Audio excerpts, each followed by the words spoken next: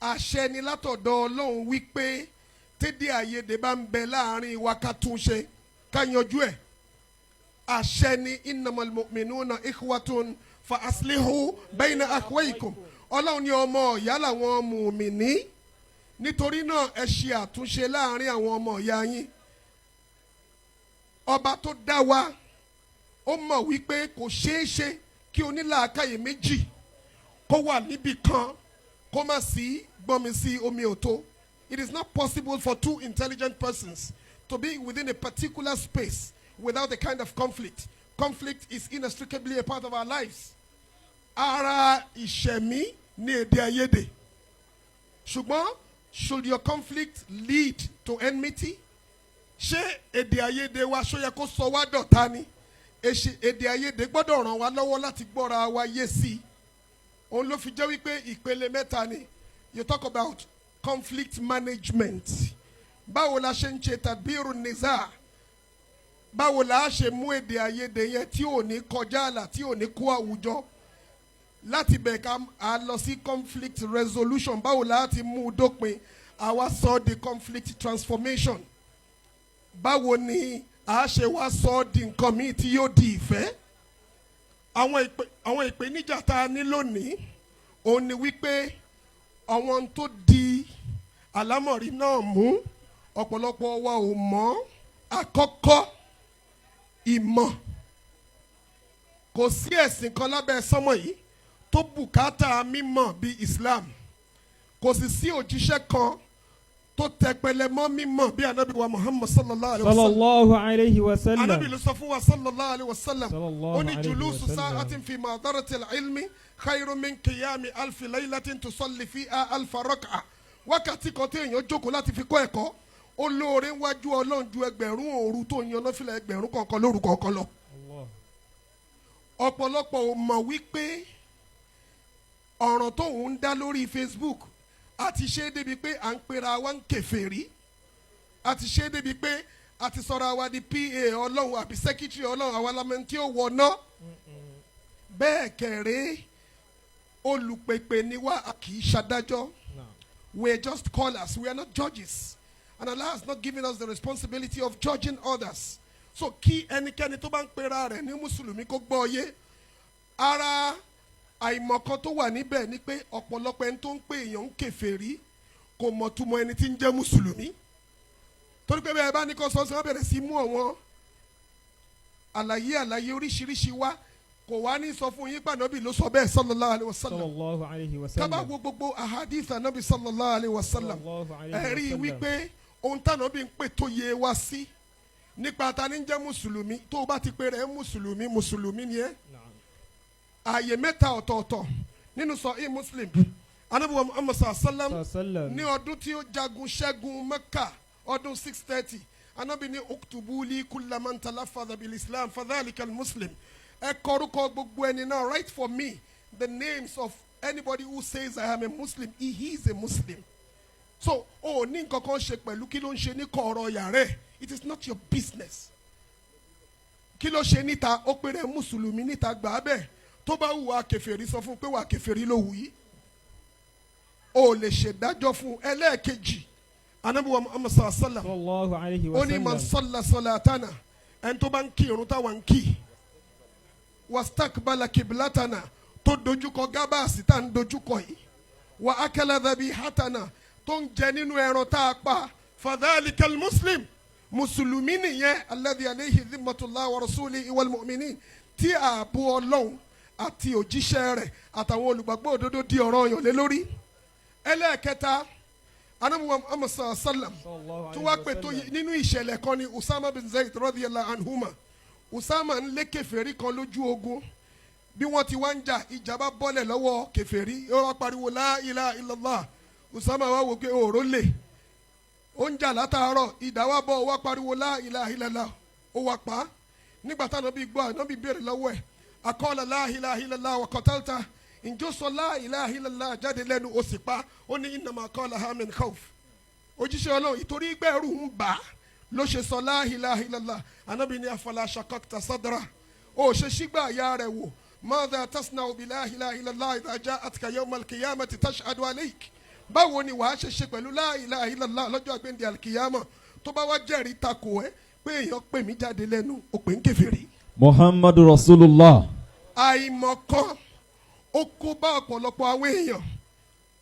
oyè yunifásitì oyè ni oyè lásán ni béèyàn máa ṣe lò ó ọ̀tọ̀ ẹlòmíì kẹrin kò tiẹ̀ tó dọ́kítọ́rẹ́tì òde òní láyé ChatGPT láyé AI wọ́n á ti parí iṣẹ́ ó ti dọ̀fẹ́ tó jẹ́ pé wọ́n dààmú ọpọlọ mọ́ àti pé ọ̀pọ̀lọpọ̀ á jáde kúrò lórílẹ̀‐èdè yìí lọ́lẹ̀ lárúbáwá lọ kéwú á wá ju á gbàgbé làákàyè sọ̀hún jalla jalla á máa gbé kòròfo orí wa mọ̀bọ́lé á wá rí i wípé kò gbọ́ nǹkan kan yé bẹ́ẹ̀ bá sọ̀rọ̀ yálà kó gbọ́ lágbọ́yé àgbọ́yé ló máa gbọ́ torí ìdí èyí àkọ́kọ́ ẹ jẹ́ ká mójútó mímọ̀ tá a bá mójútó mímọ̀ à lè ní adabul ikhtilaf ethics of disagreement mo lè disagree pẹ̀lú ẹ wo bí gbogbo wa ṣe wà ń bí lónìí kódà pẹ̀lú gbogbo àwọn bàbá wa tó wà lórí àgàmbí mọ̀lánà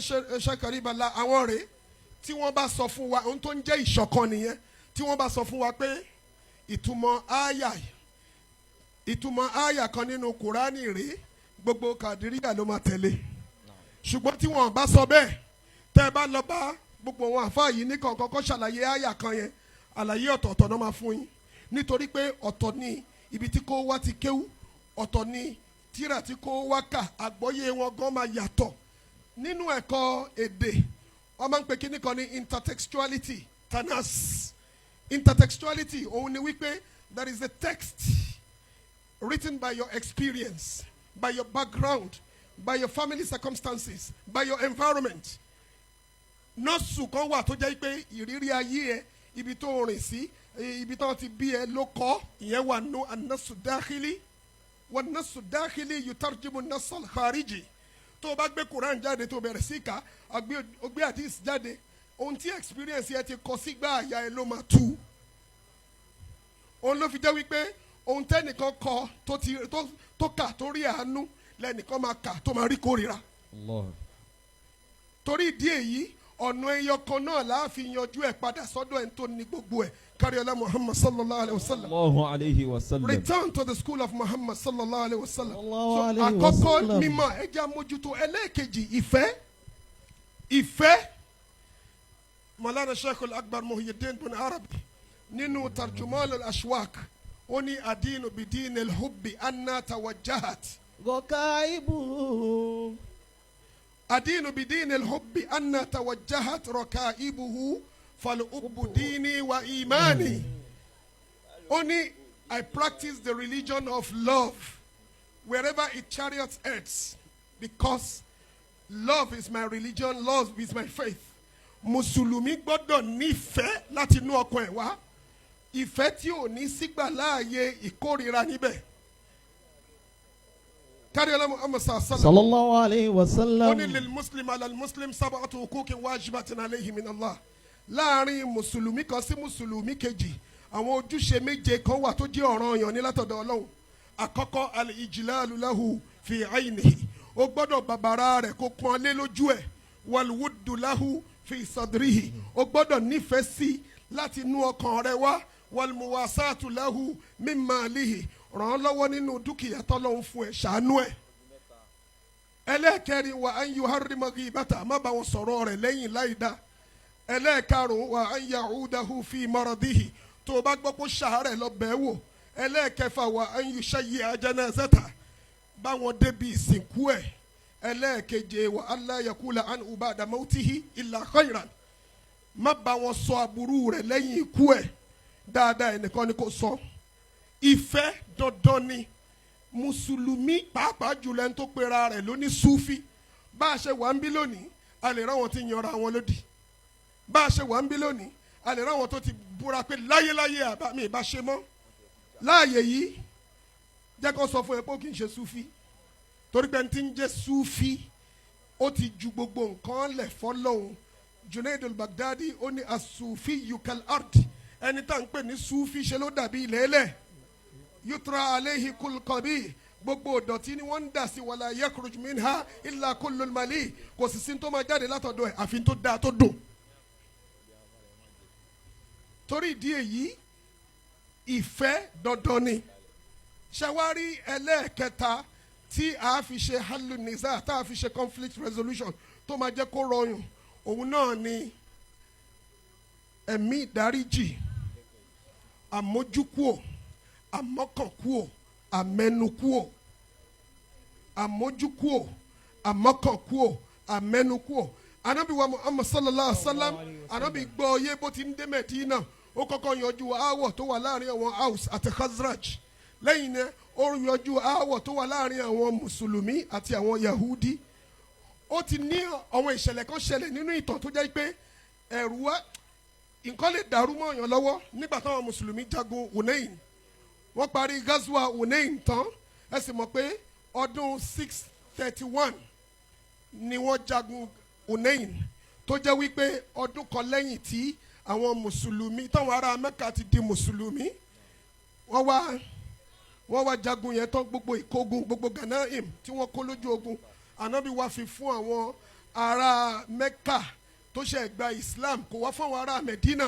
ní nǹkankan èèyàn ní gbogbo wa kò sí màlẹ́kà nù wa àwọn Ansar wọ́n bẹ̀rẹ̀ sí í kùn wọ́n lè lọ bá ànábì sallallahu alayhi wa sallam wọ́n ṣàǹkùn ó ń dùn wọ́n ànábì ìgbà tá ànábì wá gbọ́ ànábì wá ẹnìkan lọ sọ fún ànábì pé àwọn Ansar wọ́n ń bínú o ẹni tó sì lọ sọ fún ànábì òun ni Sa'd bin Ubada radiyallahu anhu ọ̀kan nínú àwọn Ansar ni ànábì wá béèrè lọ́wọ́ ẹ pé aina anta ya Sa'd ó ní ok mo gbọ́ pé wọ́n ń bínú ìwọ ń kọ́ ibo ni wọ́n fi sí ó ní anama akọ́wùmí kò kúrọ́ fún ànábì ó ní tọ́wọ̀n èèyàn mi wí lèmi náà wí ànábì ní bá mi pè wọ́n wá that's one of the best models of conflict resolution wọ́n ní bá lọ pé wọ́n wá dé ànábì wá ní ya ma'shara al-ansar ó lẹ́yìn ansar ma qalatun balagatni ankum kí ni ọ̀rọ̀ tí mò ń gbọ́ nípa yín. wajiddatun wajadtumuha alayya fi anfusikum. wajiddatun wajadtumuha alayya fi anfusikum kí ni ẹ̀hónú tí tẹ́ ní nínú ọkàn yín sí mi sẹ́mi Muhammad sallallahu. alam atikum dullalan. alam ajidkum dullalan ṣé mi ò bá yín lẹ́nu tó ti jìnnà. fahadakumullah. tọ́lọ́ wọn bá sì tọ́ yín sọ́nà. wa'alatan mo bá yín gẹ́gẹ́ bí aláìní Ọlọ́run sì fi mí rọ̀ yín lọ́rọ̀. wa a'da'an fa'alafa Allahu bayna mo bá yín gẹ́gẹ́ bí qulubikum. ọ̀tá ara yín Ọlọ́run sì fi mí ṣe ìrẹ́pọ̀ sáàrin yín. thumma qala. lẹ́yìn náà ó wá sọ wípé. ala tujibuni ya ansar. afala tujibuni ya rasul ya ma'shar al-ansar Ànábì ní ẹ̀yin ansar ẹ̀ ṣe dá mi lóhùn. qalu bala ya wọ́n ní rasulallah. kíni bimadha nujibuka ya rasulallah kíni ká fi dá ẹ lóhùn ìwọ òjíṣẹ́ Ọlọ́run ọba Ànábì ní wàláhi law ajabtum lasadaktum wala sudiktum tó bá jẹ́ pé ẹ dá mi lóhùn bí mo ṣe fẹ́ sọ yìí òdodo ni yóò jẹ́ a sì gbà sódodo ataytana mukadhaban fasadaknaka ìwọ náà wá bá wa gẹ́gẹ́ bí ẹni tí wọ́n pè lópùrọ́ àwa sì gbà ẹ́ lólódodo. wa makhzulan fanasagnaka. ó wá bá wa gẹ́gẹ́ bí ẹni tó ti dẹni yẹpẹrẹ a sì ràn ẹ́ lọ́wọ́. wa taridan fa'awaynaka. ó wá bá wa lẹ́ni tí wọ́n lé jáde àwa sì gbà ẹ́ tọwọ́ tẹsẹ̀. wa a'ilan wa asaynaka. a bá ẹ lẹ́ni tí ò ní a sì fi dúkìá wa daṣọ àṣírí bò ẹ́. wajadtum ya ma'shara al-ansari fi anfusikum. Ànábì sallam sallallahu ó alayhi sọ wa fún sallam. wọn ó ní ẹ̀yin ò bá tẹ́ bá fún mi lésì eléyìí mi ní bínú torí pé òdodo ni torí pé Ànábì mọ nature èdè èèyàn wọn bí Ànábì ṣe ní iṣẹ́ ẹ̀dá mi lóhùn wọ́n ní lillahi wa rasuli in mannu wal fadl Ọlọ́run ọba àtòjíṣẹ́ rẹ̀ nìkan ló ní ìrègùn lẹ́nu ṣé mo pé wọ́n ti sọ pé ṣáwa náà ò ní ìrègùn ni ṣùgbọ́n Ọlọ́run wa Ànábì wa sọ ìrègùn tiwọn náà ó tún wá sọ pé laukultum kálẹ̀ sọ báyìí lasodaktum wala sodiktum òdodo ni Ọlọ́run á sì gbà sódodo Ànábì ṣe wá sọ ìdí tó fi ṣe ohun tó ṣe kí ló wá sọ. awajadtum ya ma'shara al-ansari fi anfusikum fi lu'a'ati min ad-dunya. ẹ̀yin ansar ẹ ní ẹ̀hónú sí mi nípa nǹkan ilé ayé lásán tó jẹ́ wípé mo fún àwọn kèfè àwọn tó ṣe di ta'allaqtu muslim biha qawman liyaslimu. láti lẹ́kọ̀ọ́kọ́ wọn tẹ̀sẹ̀ sí ni mo ṣe fún wọn. wakaltum mo sì ila dá yín dinikum. dá ìmánì tẹ̀yin ti ní pé aṣíwájú ni yín wájú Ọlọ́run.